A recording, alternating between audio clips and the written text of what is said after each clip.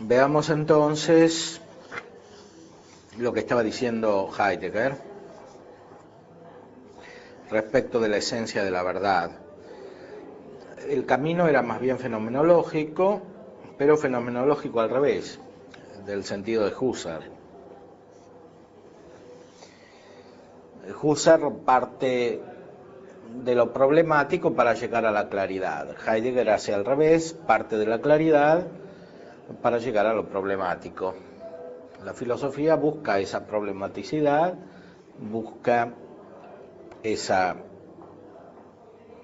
situación en lo ambiguo o en la duda. La ambigüedad es una de las palabras que encontrábamos en este texto.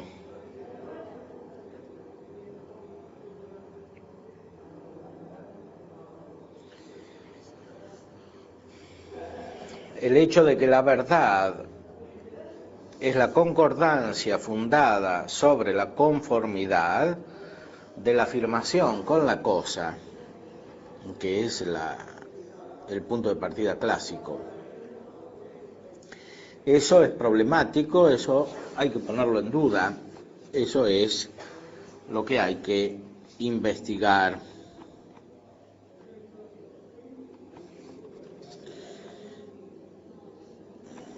Nos encontramos así con un hecho extraño.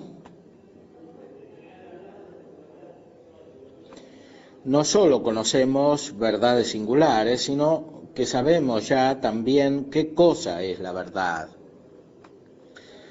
Por lo tanto, conocemos ya la esencia de la verdad.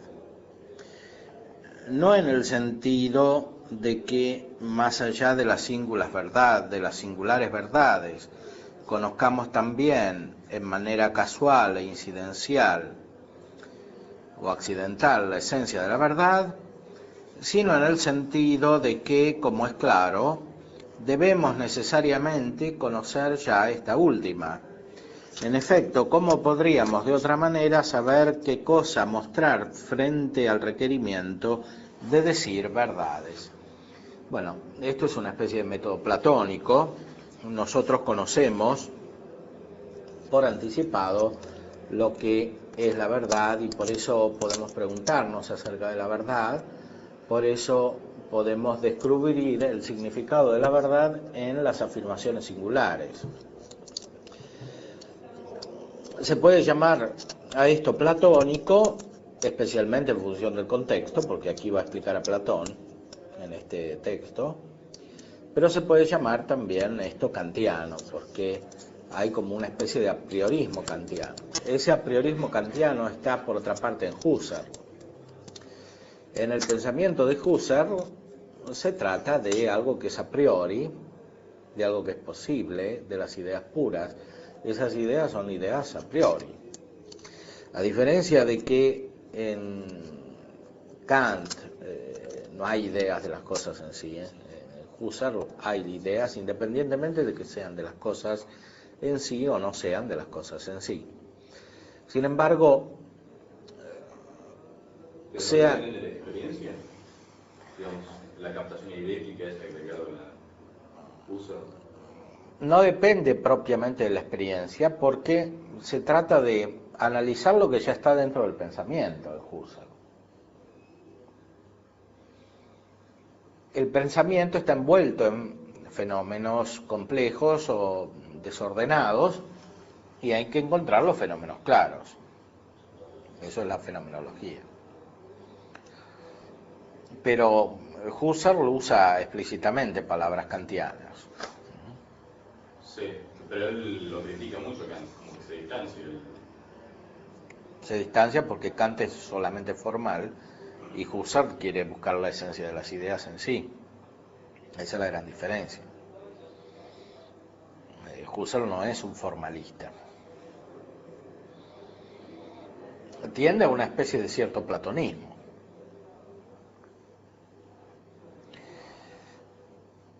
Heidegger, por una parte, está conectado con Husserl, por otra parte se acerca a Platón, como se ve aquí. Por otra parte se aleja de Platón, como se aleja de Husserl, porque para Heidegger, en Platón se oscureció la metafísica occidental, en Platón y en Aristóteles. Estos hablan mucho, pero justamente porque hablan mucho dejan de lado lo esencial, que es lo que dijeron los presocráticos.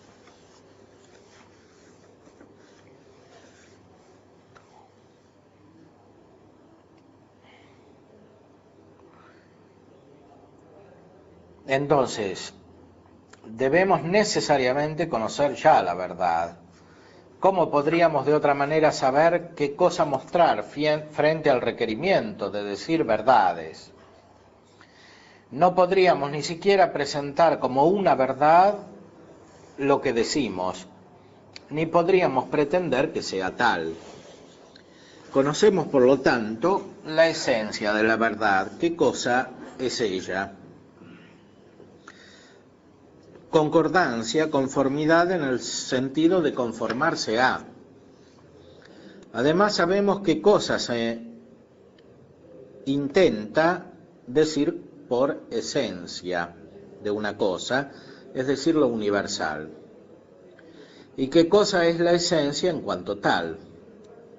La esencialidad, la esencia de la esencia.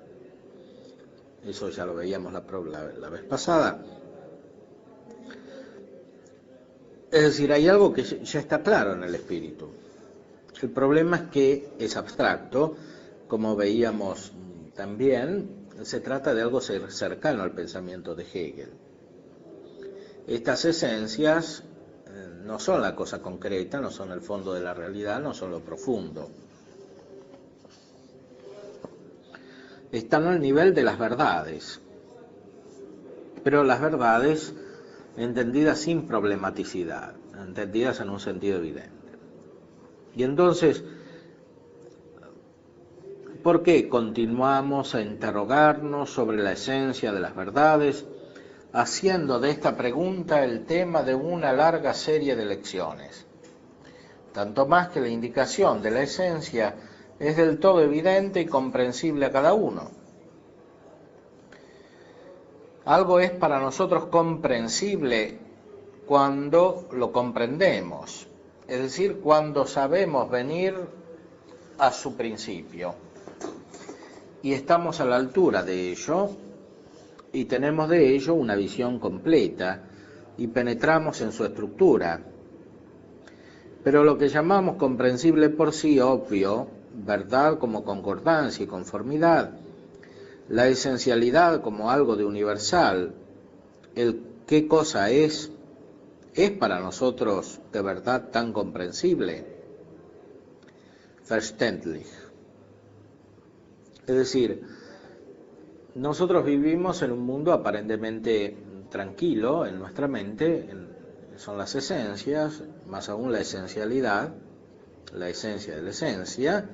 Nosotros creemos comprender, creemos captar lo que las cosas son, hasta que nos damos cuenta de que en el fondo no tenemos esa comprensión, de que en el fondo no tenemos esa profundidad. Entrar en esa profundidad, alcanzar esa profundidad, es el objeto de la filosofía, de la metafísica, y eso se hace por medio de la puesta en duda. Como decíamos la vez pasada, se trata de un método inverso al de Descartes. Descartes comienza por la duda, pero busca la seguridad del conocimiento. Heidegger comienza por la seguridad del conocimiento y quiere ir para atrás por medio de la duda. Cuanto más el pensamiento cae en la duda o se asienta sobre la ambigüedad, tanto más resulta profundo. Decíamos que la concordancia es la esencia de la verdad.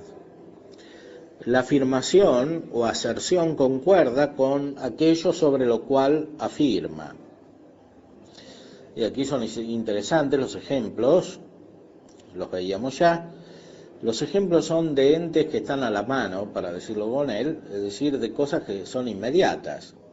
Aquí en el aula está encendida la luz. Aquello de lo cual habla esta afirmación, aquello a lo cual ella se conforma, debe ser, sin embargo, dado ya en cuanto criterio de conformidad de la afirmación. ¿Cómo podría, de otra manera, la afirmación conformarse? Esto significa que debemos ya saber qué cosa sea y cómo sea aquello sobre lo cual afirmamos. Sabemos que aquí está encendida la luz. Este saber, sin embargo, lo tenemos solamente en base al conocimiento, y el conocimiento capta el dato verdadero, dado que un conocimiento falso no es un conocimiento. El conocimiento capta siempre lo verdadero. Esto podría resultar una afirmación realista si se le entendiera respecto de la simple aprehensión, si se distinguiera la simple aprehensión de las otras operaciones de la razón. En realidad, en Heidegger encubre un sentido más bien idealista, porque el conocimiento, por el hecho mismo de ser conocimiento, capta siempre lo verdadero. Un conocimiento falso no es conocimiento. ¿Y qué dicen respecto del error entonces de las personas cuando conocen? Bueno, el error sería más bien una unilateralización en la concepción del conocimiento. O sea, desde un cierto punto de vista, otro tipo de conocimiento es un error. Y ahí está criticando directamente a la concepción clásica del conocimiento, ¿no? Bueno, eso viene después. Está criticando indirectamente. O sea, cada conocimiento individual, por más que sean contradictorios entre sí... Si es conocimiento, es verdadero, claro. Si es conocimiento verdadero, claro. Y conviven contradictoriamente como cada uno como conocimiento verdadero. Sí, conviven, pero se comunican, y se comunican en esa problematicidad, en esa puesta en duda, que es lo que vivimos en la cultura moderna de nuestros días. Es decir, todos estamos en la verdad mientras no tratemos de imponerle a los demás lo que es la verdad. Bueno, eso ya se encuentra en cierta manera en Kant. Lo que pasa es que en Kant está garantizado por unas reglas formales, por el imperativo categórico, y todo eso en Heidegger no está, y en los posmodernos tampoco está, porque las reglas formales de la razón y el imperativo categórico se basan sobre un tipo de conocimiento que es el típico de la modernidad, y eso también hay que superarlo, porque en el fondo es una forma de imposición, viene de una forma de imposición, porque implica que todos tenemos que pensar de esa manera.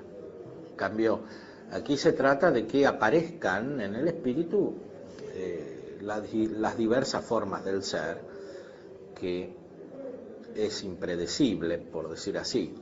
Es algo que está en acto, que está moviéndose permanentemente, que es actividad. Perdón, pero si conviven distintos conocimientos entre sí, Sí. y son verdaderos, ¿no pasarían a ser opiniones? O sea, ese conocimiento verdadero llega a certezas o se diluye con el tiempo y pasan a ser meras opiniones entre las personas cuando dialogan. Bueno, justamente porque son opiniones, son verdades. Si no fueran opiniones, no serían verdades. Serían unilateralizaciones que son falsas por el hecho mismo de que no saben que lo que conocen es problemático. ¿Y estas verdades llegan a certezas o la verdadera certeza? Bueno, la certeza es la autenticidad, como hemos visto la vez pasada, es el hecho de que se manifieste la vida del espíritu como es, o la vida del hombre como es, en una búsqueda que no termina. Pero ¿qué cosa es lo verdadero? Lo verdadero es lo que es conocido, justamente lo que concuerda con el estado de cosas. Esta afirmación encubre también un tipo de pensamiento idealista. La repito, Lo verdadero es lo que es conocido. Justamente lo que concuerda con el estado de cosas. La afirmación concuerda con lo que es conocido en la conciencia, en el conocimiento, por lo tanto con lo verdadero. Repito, la afirmación concuerda con lo que es conocido en el conocimiento, por lo tanto con lo verdadero. ¿Y lo verdadero qué es? Lo conocido.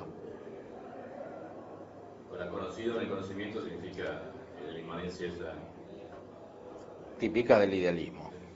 O sea, lo verdadero es lo que ya está dentro del conocimiento. Cuando se ejercita el conocimiento, se alcanza lo verdadero. Si no se alcanza lo verdadero es que no hay conocimiento. ¿Y esto verdadero es priorístico?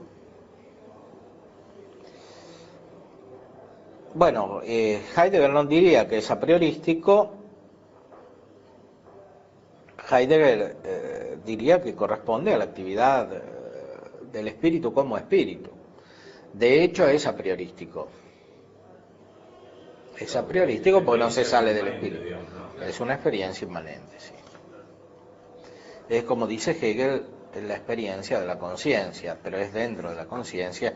Y Heidegger escribió justamente este curso sobre la fenomenología del espíritu de Hegel, en el cual se ve cómo sigue muy de cerca lo que dice Hegel. Pretende superarlo, pero la superación es más bien nominal que real.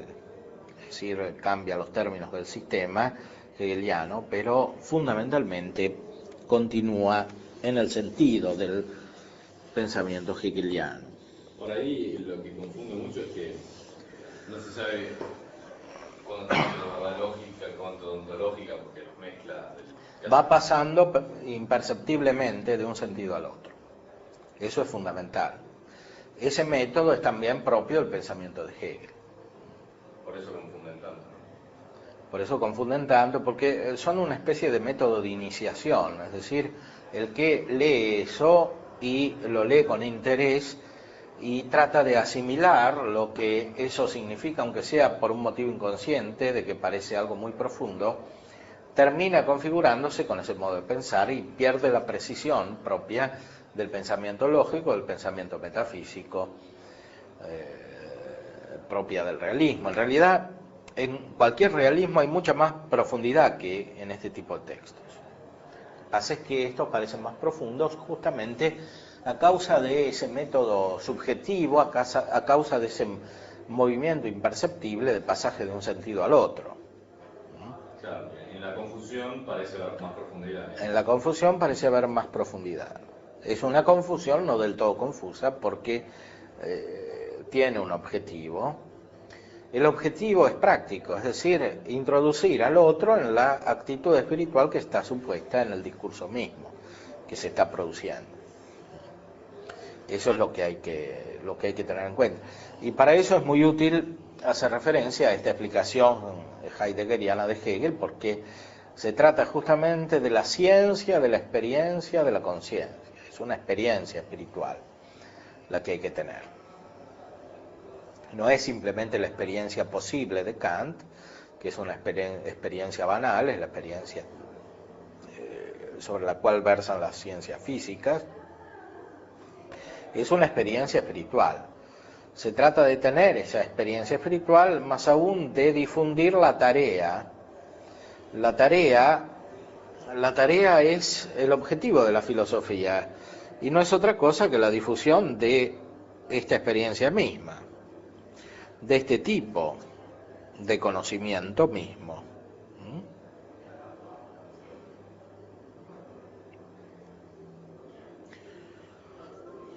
Es decir, lo que dice Hegel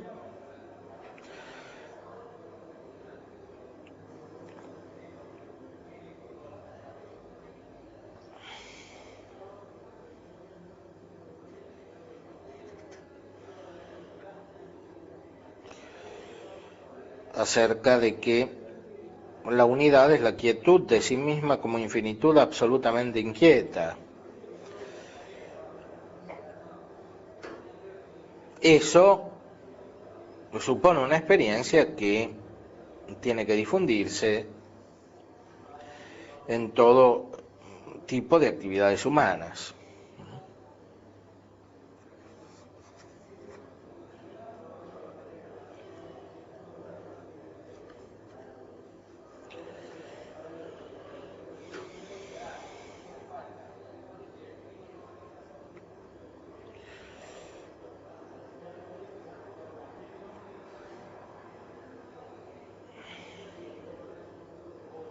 Se di tiempo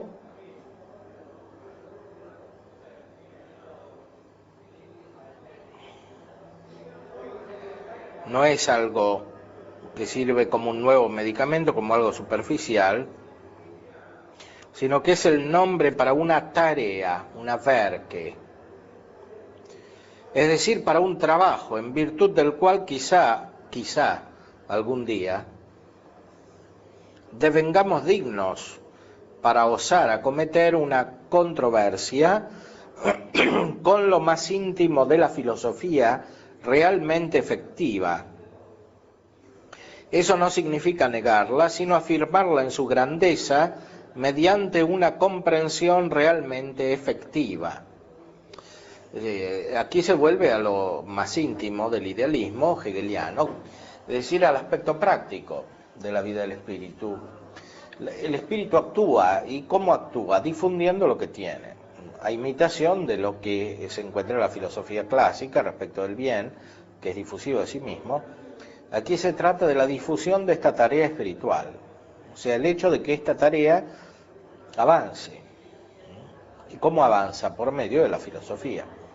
¿Qué quiere decir esta tarea? Quiere decir introducir la vida humana dentro de esta experiencia espiritual, o más bien hacer aparecer en la vida humana esta experiencia espiritual. Aquí se retorna siempre a ese aspecto pseudo-místico o místico negativo que hay en los filósofos idealistas. Sí, que toda la cultura alemana estaba muy impregnada. Está muy impregnada porque el iluminismo alemán es un iluminismo que no canceló el cristianismo como el iluminismo francés, que era racionalista, que era iluminista en el sentido del deísmo. El iluminismo alemán siempre quiso conservar la religión y se sintetizó con el protestantismo y con los restos de mística que venían de la Edad Media, de la escuela renana. Había un panteísta, no sé cuánto de Silesius, ¿no? Angelus Silesius. Sí, bueno, hay que ver si ese era panteísta. Y otro que es más cercano a este tipo de posición, que es Jacobo Böhme. Porque digamos hay una serie de místicos así, o que están en el borde a veces, sí, o que están pasados. Que empezando por Eckhart, sí. En la Edad Media. Eckhart quiere decir cosas verdaderas, pero las expresiones muchas veces son inaceptables. Por lo menos las expresiones.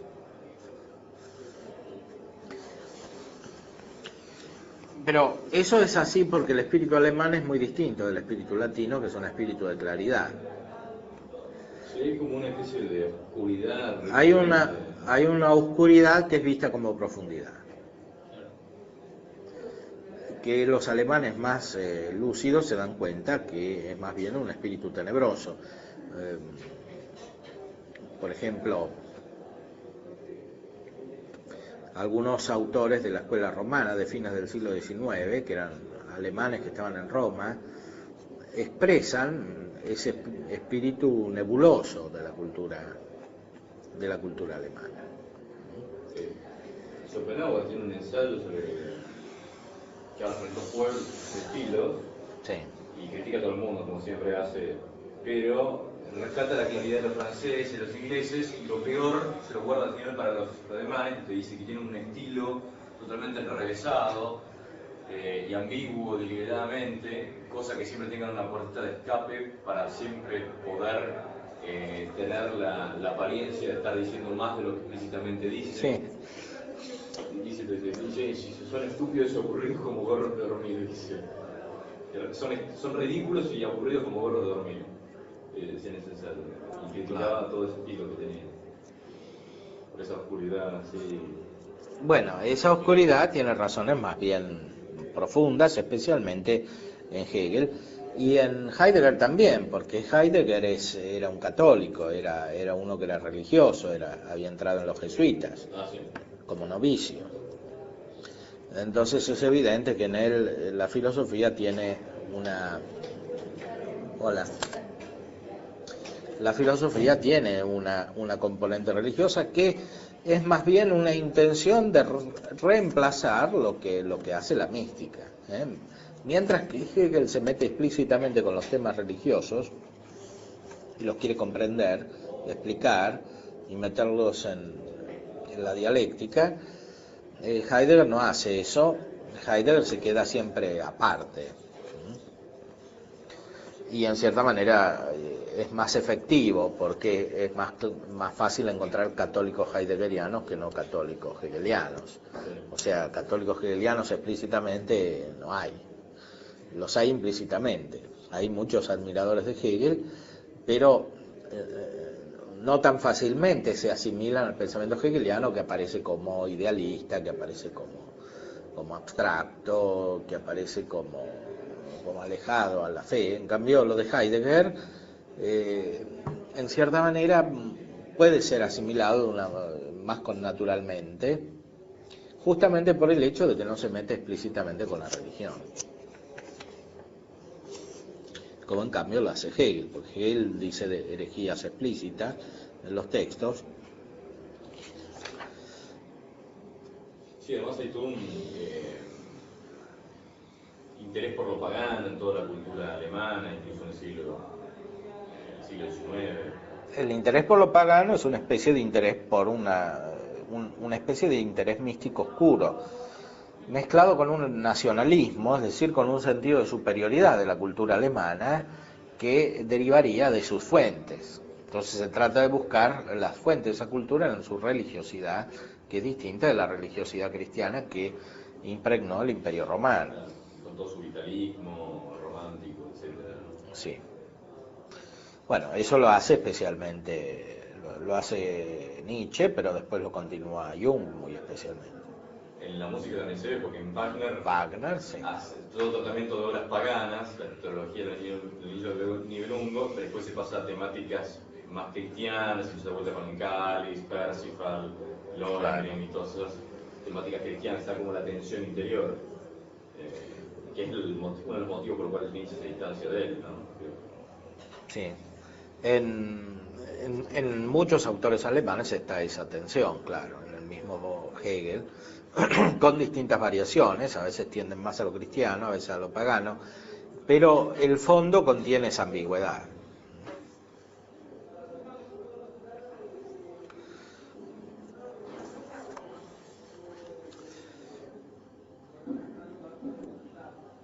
Lo verdadero es lo que es conocido, justamente lo que concuerda con el estado de cosas. La afirmación concuerda con lo que es conocido en el conocimiento y por lo tanto con lo verdadero. Con lo verdadero, la concordancia de la afirmación es entonces el concordar con un concordante.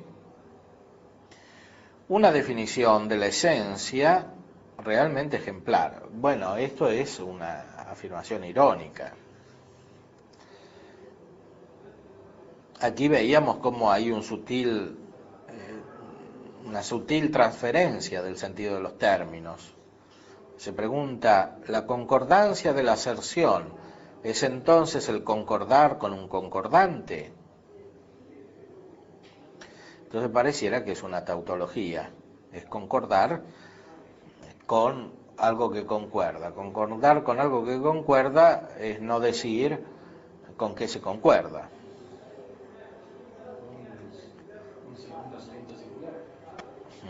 Es decir, es alejarse de la cosa misma.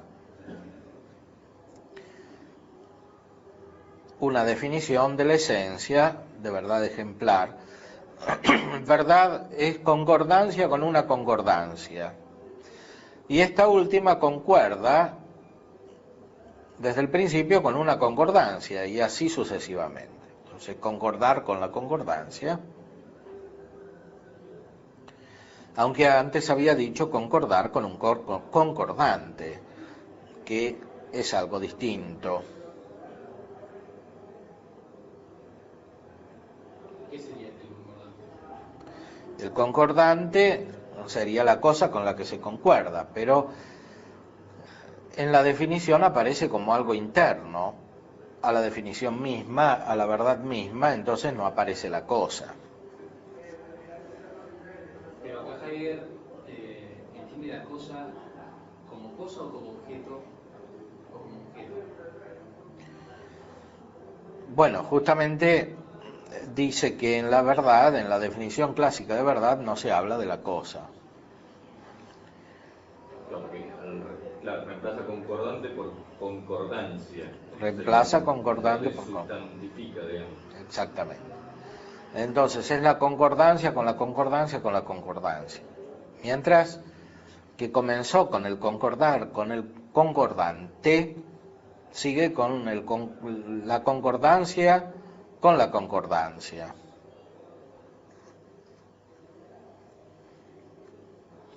Es decir, en la ida hacia atrás propia de su pensamiento desaparece el sujeto, la cosa. Y la primera concordancia a la cual nos remontamos, lo que es dado, en primer lugar, debe ser igual a un dado y ser, por lo tanto, necesariamente también él un concordante. Es decir,